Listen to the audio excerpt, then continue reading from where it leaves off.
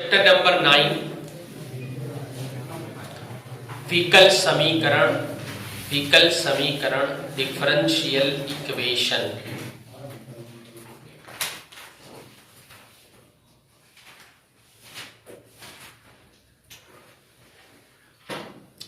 विकल समीकरण હવે એમાં છે ને પહેલું સ્ટાર કરીને લખવા બકા વિકલ સમીકરણની વ્યાખ્યા આપું છું। વિકલ સમીકરણ કૌંસમાં વ્યાખ્યા।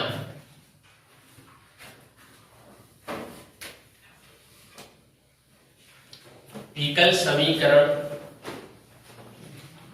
ની વ્યાખ્યા એમાં લખો स्वतंत्र चल x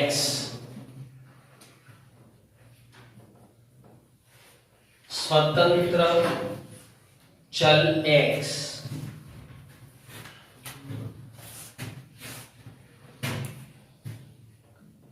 आधारित चल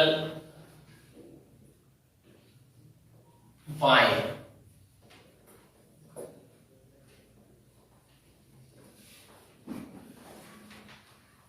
आधारित चल y અને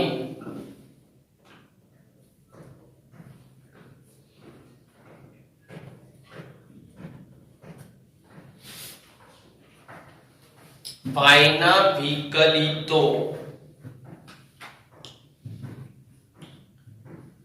ने सांकड़ता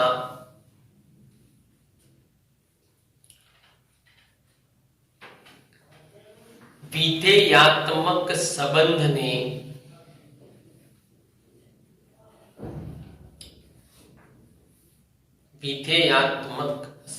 ने विकल समीकरण कहे छे।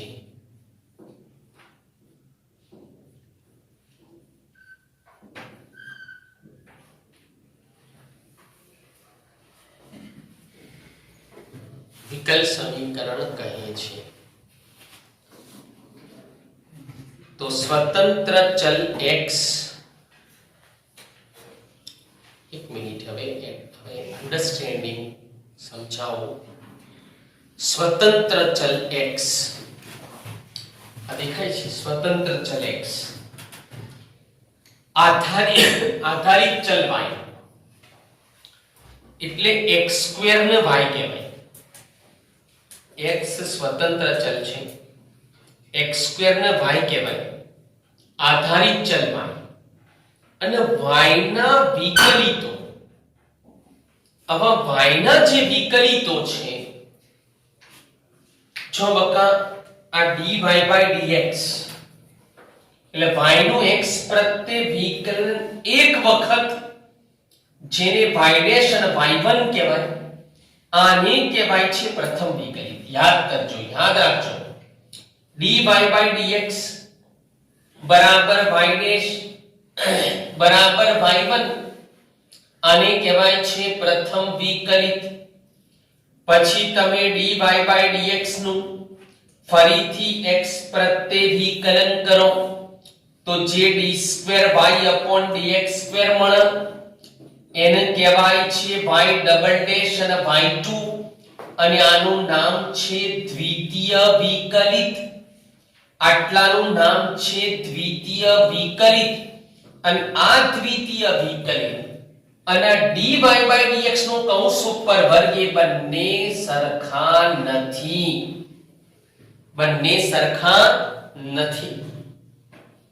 dy/dx નો કૌંસ ઉપર વર્ગ અને d2y/dx2 બંને ડિફરન્ટ છે। आने कहेवाय छे द्वितीय विकलित सेकंड ऑर्डर डिफरेंशिएशन। द्वितीय विकलित आने कहेवाय छे प्रथम विकलित नो वर्ग। नाम याद राखो बराबर आने शुं कहेवाय छे प्रथम विकलित नो वर्ग फिट करो आने शुं कहेवाय छे द्वितीय विकलित। बोलो बन्ने નું अलग अलग नाम बोलाय છે કે નથી બોલાતો તો બંને अलग अलग છે કે નથી તો બંને अलग अलग છે। ઓકે અહીંયા એનું બહુ મહત્વ છે। આ એક MCQ આપણે અત્યારે આજે જ તમારે એક માર્ક્સ તમારો ક્લિયર થઈ જશે. હવે જો d2 y dx2 નું આગળ વધવું એનું x પ્રત્યે વિકલન કરું તો d3y dx3 મળે, જેને y ટ્રિપલ ડેશ y3 કહેવાય અને dy by dx નો કૌંસ ઉપર ઘન એ પ્રથમ વિકલિત નો કૌંસ ઉપર ઘન છે અને આ તૃતીય વિકલિત છે. બોલો આ બધા શું કહેવાય? તૃતીય વિકલિત. Third order differentiation. Third order differentiation, તૃતીય વિકલિત અને આ છે પ્રથમ વિકલિતનો ઘન. બોલો આને શું કહેવાય બકા? દ્વિતીય વિકલિત. આને શું કહેવાય? પ્રથમ વિકલિતનો વર્ગ. આને શું કહેવાય? પ્રથમ વિકલિત. હવે મૂળ વાત પર આવો કે સ્વતંત્ર ચલ x હોય, સ્વતંત્ર ચલ x હોય, આધારિત ચલ y હોય. આમાં x સ્વતંત્ર ચલ એટલે પહેલો ચલ x લઈએ છે, પછી બકા x ને 3 વડે ગુણો તો જે 3x મળે એને આપણે fx કે y કહીએ છીએ. એટલે એ x પરથી મળ્યું, x ને 3 વડે ગુણવાથી મળ્યું. અચ્છા, x ના ઉપર 3 ઘાત કરો તમે x ક્યુબ, તો એને fx કહેવાય છે, એને y કહેવાય છે.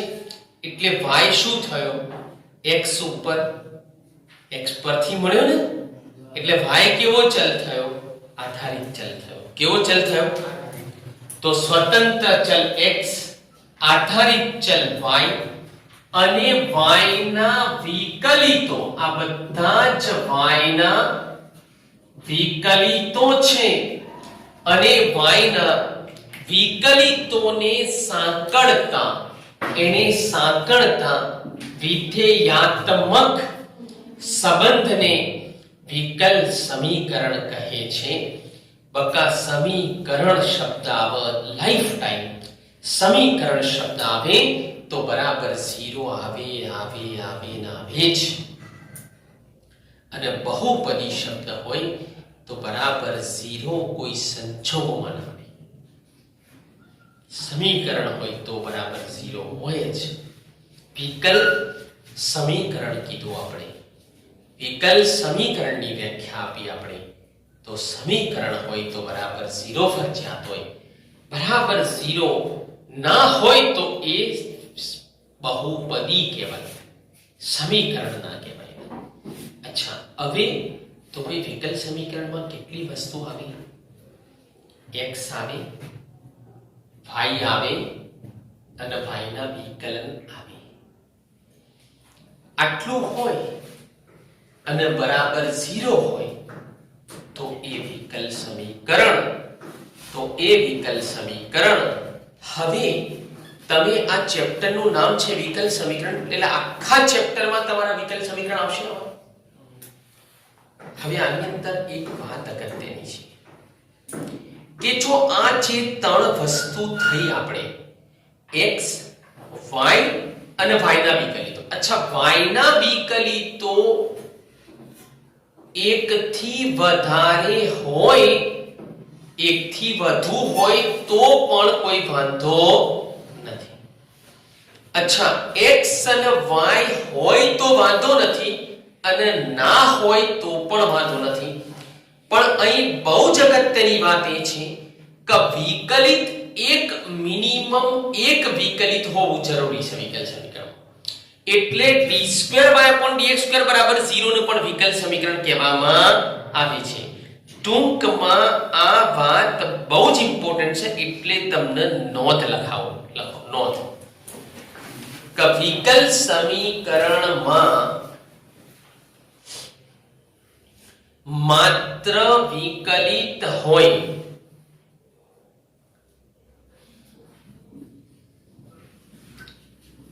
અને x તથા y ન હોય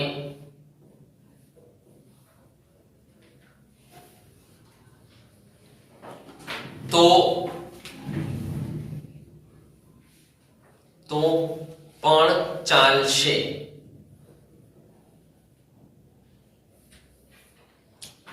એટલે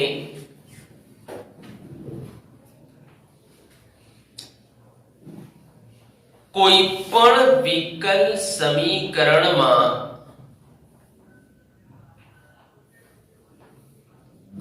ઓછામાં ઓછા એક વિકલિતનું હોવું જરૂરી છે. ઓછામાં ઓછા એક વિકલિતનું હોવું જરૂરી છે. તો બકા આ થઈ કોની વાત? વિકલ સમીકરણની. બરાબર છે. હું એનો ફોટો અને મોકલી દઈશ, આ યાદ રાખવાનું છે તમને. હવે આગળ લખો. વિકલ સમીકરણની કક્ષા. વિકલ સમીકરણની કક્ષા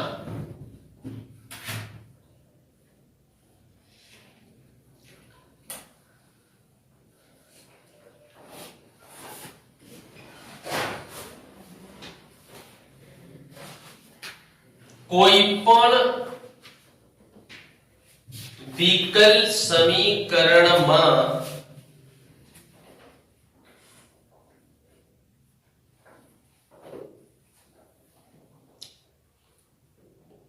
વિકલ સમીકરણમાં આવેલા મોટામાં મોટા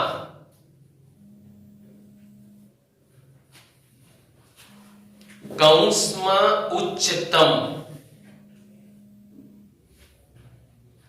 હજી કૌંસ બીજા કૌંસમાં મહત્તમ વિકલિતને વિકલ સમીકરણની કક્ષા કહે છે.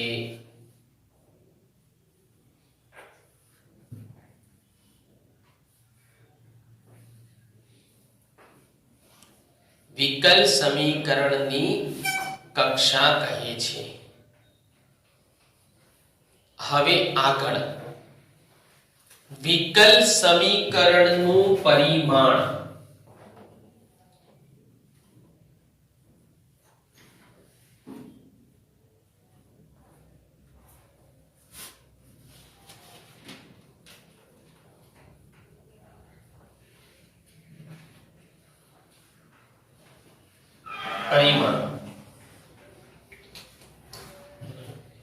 એમાં લખો જો આપેલ વિકલ સમીકરણમાં દરેક ઘાત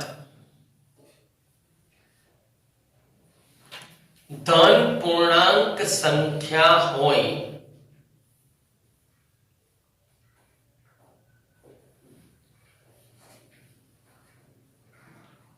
તથા તમામ વિકલિતો શુદ્ધ સ્વરૂપે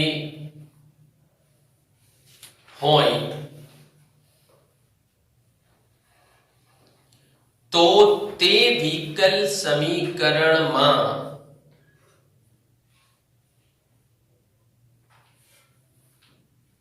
આવેલા મોટામાં મોટા કૌંસમાં મહત્તમ વિકલિતના ઘાતાંકને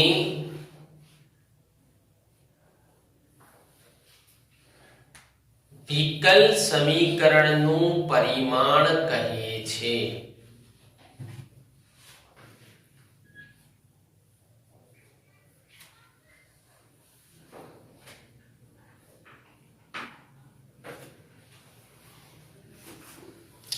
જો વખત છે પહેલું વિકલ સમીકરણની તમે વ્યાખ્યા લખીને એમાં દાખલા તરીકે કરી આ વસ્તુ એટલે આ ત્રણ વસ્તુ લખવાની હતી એ જરા તમે જોઈ લેજો ટૂંકમાં પહેલા વિકલ સમીકરણની વ્યાખ્યા લખીને એમાં એક આ ઉદાહરણ આ બીજું અને આ ત્રીજું ઉદાહરણ હવે હું આની અંદર તમારી સાથે હવે આપણે 9.1 આખું વિકલ સમીકરણની કક્ષા અને પરિમાણનું છે અને એક એમસીક્યુ બોર્ડમાં પૂછાય છે હવે આ એક માર્ક્સ લખવો તમારા માટે બહુ ઈઝી છે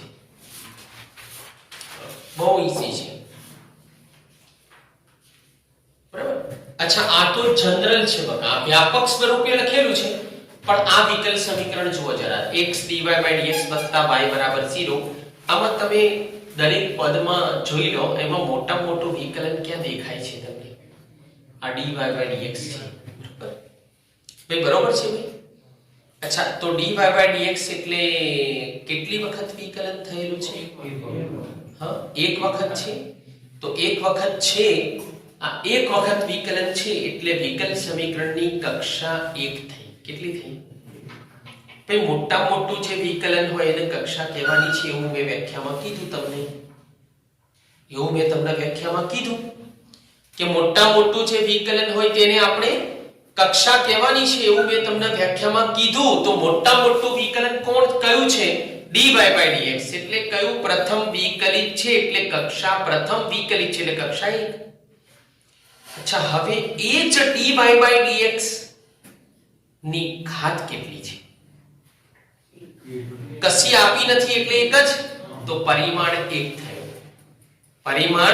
1 થયું તમારે કોને પકડવાનું બકા મોટા મોટા વિકલિતને કોને અચ્છા હવે પરિમાણની અંદર પરિમાણની વ્યાખ્યા જે લખાવીને એમાં મેં આગળ બે શરતો મૂકી કે ઘાત ધન પૂર્ણાંક રાખજો મૂકી છે શરતો મૂકી છે કે ભાઈ ઘાત શું હોવી જોઈએ ધન પૂર્ણાંક હોવી જોઈએ અને બીજું કે વિકલન બધા શુદ્ધ સ્વરૂપે હોવા જોઈએ બોલો વિકલન બધા શુદ્ધ સ્વરૂપે હોવા જોઈએ ભાઈ એટેન્શન યાદ રાખો કઈ બે શરતો મૂકી બોલો ને ઘાત ધન પૂર્ણાંક જોઈએ અને વિકલન બધા શુદ્ધ હોવા જોઈએ ચલો અહીંયા તો એ વસ્તુ હતી ઘાત તો બધાની આ x ની એક ઘાત છે dy dx ની એક ઘાત છે y ની એક ઘાત છે ઘાત બધી એક છે એટલે ધન પૂર્ણાંક છે ચલો અહીંયા જોઈ લો તમે d2y/dx2 ની ઘાત કેટલી કહેવાય તો 1 આ બાજુ તો 0 0 નો તો ઘાતનો કોઈ મતલબ નથી અચ્છા તો અહીંયા ઘાત કેવી છે બોલો ધન પૂર્ણાંક છે d2y/dx2 dy dx એકલો છે અલગ છે ટૂંકમાં એટલે અહીંયા શું થશે આમાં મોટા મોટું વિકલન કોણ છે અહીંયા 2 છે કોણ છે 2 છે અને એની ઘાત કેટલી છે તો d2y/dx2 ની ઘાત 1 છે ને અરે યાર d2y/dx2 એટલે દ્વિતીય વિકલિત યાર એ દ્વિતીય વિકલિતની બે આ જે બે છે દ્વિતીય વિકલિતનો 2 છે યાર પણ એની ઘાત તો એક જ ગણાય ને બોલો ઘાત તો એક જ ગણાય તો ઘાત 1 છે એટલા માટે કોની કક્ષા 2 અને પરિમાણ 1 હવે સાંભળો કે તમારું જે સ્વાધ્યાય 9.1 છે એમાં એક આ દાખલો છે d4y/dx4 બોલો આ ચતુર્થ વિકલિત છે ચતુર વિકલિત નહીં ચતુર્થ વિકલિત છે હા અને આ કયું છે અહીંયા y ટ્રિપલ ડેશ લખેલું છે જો રકમમાં y ટ્રિપલ ડેશ એટલે d3y/dx3 છે તૃતીય વિકલિત છે ચલો મોટા મોટું વિકલન કયું છે આ તૃતીય વિકલિત મોટું કે ચતુર્થ વિકલિત મોટું ચલો ચતુર્થ વિકલિત મોટું એટલે કક્ષા 4 થઈ અચ્છા કક્ષા નક્કી કરવા માટે કોઈ બંધન નહીં કોઈ મર્યાદા નહીં કોઈ શરત નહીં કચરો વિકલ સમીકરણ હોય તો પણ કક્ષા મળી જાય કચરાનો ક કક્ષાનો ક પહેલેથી આપણે પ્રાસ બેસાડીએ છીએ બોલો ભાઈ અધોરી તો અપૂર્ણાંક પૂરેપૂરી તો પૂર્ણાંક આફત તો અસમ્ય માથે બનતો મોટો પૂર્ણાંક નીચે બનતો નાનો પૂર્ણાંક વિયોજનનો સંકેત v છે સમાંતર x અક્ષને સમાંતર તો સમક્ષિતિજ રેખા સ સ સા સ બરાબર અતિ વલયમાં ઓછા આવે, અતિ વલયમાં ઓછા આવે. ઓછા હોય તો ગ્રાફ શું હોય? આલેખ અતિ વલય હોય છે. અરે ભાઈ બોલ્યો ભાઈ હમણાં તો અતિ વલય નો ઓછાનો ખબર પડી. કચરાનો ક, કક્ષાનો ક. કચરો વિકલ્પ સમીકરણ તો કક્ષામાં. જો અમે કક્ષાની વ્યાખ્યા લખાઈ ને એમાં કોઈ મર્યાદા નથી લખાઈ. સીધું જ કીધું કે મોટા મોટા વિકલન નું કહેવાય કક્ષા. મારી મેં વિશે જુઓ કે તે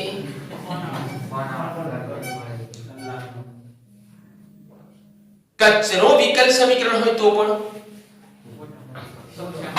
કક્ષા. બરાબર છે.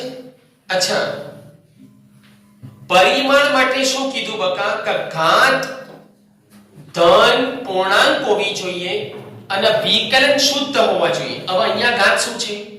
4 ઘાત છે. અને અરે અહીંયા શું ચતુર્થ વિકલિત છે, તૃતીય વિકલિત છે અને વિકલન શુદ્ધ હોવા જોઈએ. અહીંયા આ જે વિકલન છે ને બધા વિકલિતો શુદ્ધ હોવા જોઈએ, તમામ વિકલિતો શુદ્ધ હોવા જોઈએ. એ સાઈન ના પાછળ છે, એકલું નહીં. શુદ્ધ એટલે સમજો છો ને ભાઈ, કોઈ પણ વસ્તુ શુદ્ધ હોય એટલે એકલી જ હોય. ભેળસેળ એ શુદ્ધ કહેવાય.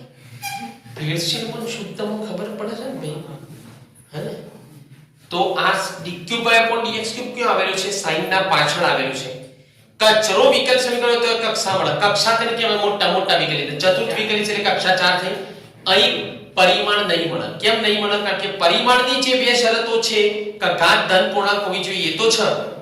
ઘાત બધી ધન પૂર્ણાંક જ છે, પણ આ સાઈન ના પાછળ છે વિકલન. વિકલન કયો છે? સાઈન ના પાછળ છે. સાઈન ના પાછળ છે એટલા માટે એનું પરિમાણ મળે નહીં. ખબર પડી? અચ્છા, અહીં જોઈ લો તમે d2y/dx એટલે દ્વિતીય વિકલન, dy/dx એટલે પ્રથમ વિકલન. બોલો મોટા મોટું વિકલન કોણ છે? d2y/dx. કક્ષા કેટલી થઈ? 2. અચ્છા, પરિમાણ માટે બોલો ઘાત ધન પૂર્ણાંક છે, પણ આ કોષના પાછળ dy/dx એટલે પરિમાણ મળશે નહીં. તો આ રીતે બકા તમે કક્ષા અને પરિમાણના 9.1 ના દાખલા ગણી શકો છો. હવે લખો વિકલ સમીકરણનો ઉકેલ. વિકલ સમીકરણનો ઉકેલ.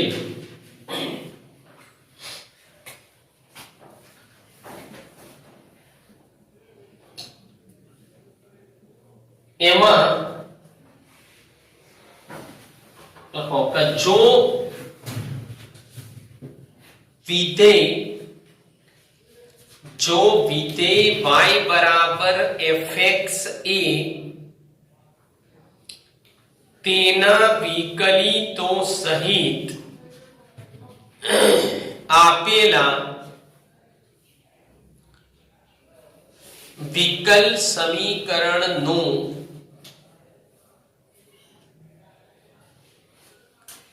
સમાધાન કરે.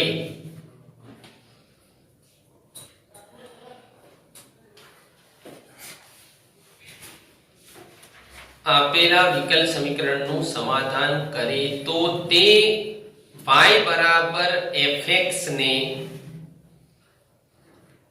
વિકલ સમીકરણનો ઉકેલ કહે છે.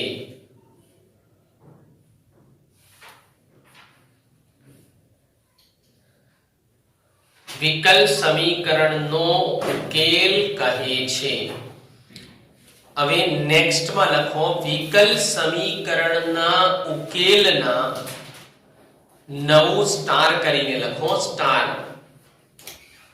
નવો મુદ્દો ટૂંકમાં વિકલ સમીકરણના ઉકેલના બે પ્રકાર છે. નંબર 1 વિકલ સમીકરણનો વ્યાપક ઉકેલ.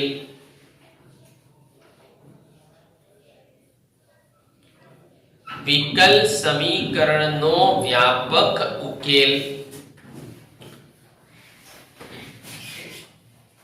એમાં લખવાનું છે એની અંદર કે વિકલ સમીકરણનો જે ઉકેલ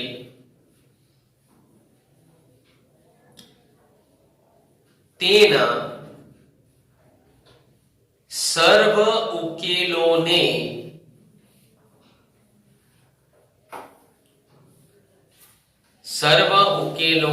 આવરી લેતો હોય તો તેવા ઉકેલને વિકલ સમીકરણનો વ્યાપક ઉકેલ કહે છે.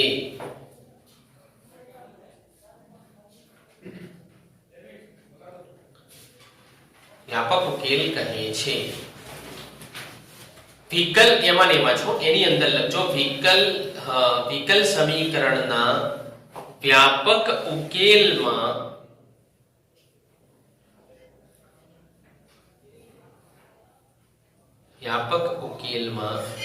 સી હોય છે. સી હોય છે. જે સી છે ને બકા, આપણે નતા પેલો અચળ લખતા હતા, સંકલનનો અચળ સી, સ્વેર અચળ, એને આપણે અહીંયા સ્વેર અચળ કહીશું. સ્વેર અચળ સી ના ઉપર ખાલી લખી દેજો સ્વેર અચળ. એટલે વિકલ સમીકરણના વ્યાપક ઉકેલમાં સ્વેર અચળ સી હોય છે. ભાઈ યાદ રાખવાનું પણ છે. ઓકે, ચલો હવે લખો નંબર 2. નંબર 2, વિકલ સમીકરણનો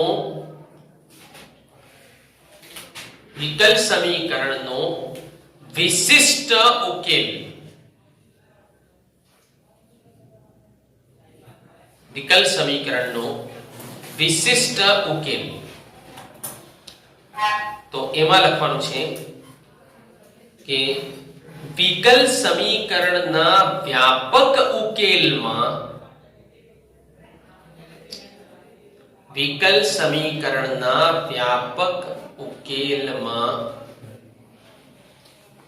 રકમમાં આપેલી શરતો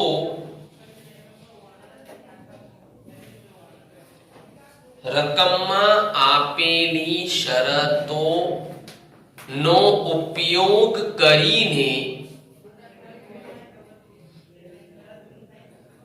સ્વેર અચળ સી ની કિંમત નક્કી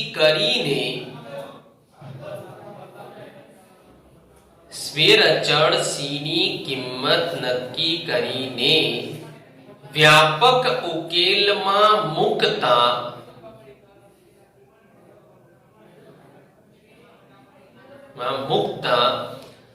વિશિષ્ટ ઉકેલ મળે છે.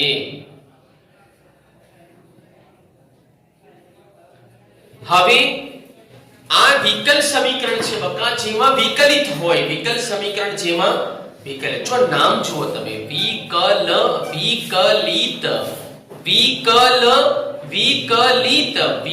હોય તો વિકલ સમીકરણ, વિકલિત હોય તો લ્યા વિકલ સમીકરણ. બોલજો, વિકલિત હોય તો વિકલ સમીકરણ. 500 વાર આજે બોલી દેવાનું. વિકલિત હોય તો વિકલ સમીકરણ. અચ્છા, હવે બકા તમારે શું કરવાનું કે આ છે ને જેમાં y બરાબર fx, એટલે x અને y વાળું જે સમીકરણ હોય ને એ ઉકેલ જેવું હોય. કોના જેવું હોય? ઉકેલ જેવું હોય. હવે જે સ્વાધ્યાય 9.2 છે ને એમાં પહેલા 10 દાખલા છે, એમાં ડાબી બાજુ ઉકેલ આપેલો છે અને જમણી બાજુ વિકલ સમીકરણ આપેલું છે. જુઓ, આખું એવા 10 દાખલાનું લિસ્ટ છે. આખો પહેલા દાખલામાં પહેલો ઉકેલ છે y બરાબર fx જેવું છે ને, y બરાબર fx જેવું, અને પછી એના પછી જમણી બાજુ તમને વિકલ સમીકરણ લખેલું છે. હવે તમે બકા જે વિકલ સમીકરણ લખ્યું છે ને એમાં વિકલન કેટલા છે? એમાં વિકલન કયા કયા છે? y ડબલ ડેશ છે કદાચ, એટલે d2y/dx2 છે, અને y ડેશ છે એટલે કે dy/dx છે. હવે તમારે શું કરવાનું કે જે y બરાબર e⁻x+1 છે, બોલો ભાઈ, y બરાબર e⁻x+1 છે, એનું તમે વિકલન કરો તો dy/dx બરાબર e⁻x મળે. ફરીથી એનું વિકલન કરો તો d2y/dx2 બરાબર e⁻x મળે. એ કિંમતો તમારા વિકલ સમીકરણમાં મૂકી દેવાની. બોલો, એ કિંમતો તમારા વિકલ સમીકરણની અંદર મૂકી દેવાની. એટલે સમાધાન કરે ને બકા, y ડબલ ડેશ ને y ડેશ ની જગ્યાએ મૂકો, ડાબી બાજુમાં કિંમત મૂકો, જમણી બાજુ મળી જાય તો સમાધાન કર્યું. અને સમાધાન કરે તો ઉકેલ કહેવાય ને ના કરે તો ના કહેવાય. બોલો, ચેક કરીને લઈ શકો. વિકલન કરવાનું છે બકા. શું કરવાનું છે? હા, એટલે 9.2 માં જે દાખલા છે ને એમાં વચ્ચે ઉકેલ જે આપેલો છે ને પહેલો એનું વિકલન કરવાનું છે અને પછી એ y ની અને dy/dx ની ભાઈ સાંભળો છો y ની dy/dx ની d2y/dx2 ની d3y/dx3 જે મળે જે જરૂર હોય બધું શોધી કાઢવાનું અને એ કિંમતો વિકલ સમીકરણમાં મૂકવાની. બોલો એ કિંમતો વિકલ સમીકરણની ડાબી બાજુમાં મૂકવાની અને જવાબ મળે જમણી બાજુ મળે એટલે સમાધાન કરે છે તેમ કહેવાય એટલે ઉકેલ છે તેમ કહેવાય. આટલી ચકાસણી તમારે કરવાની છે.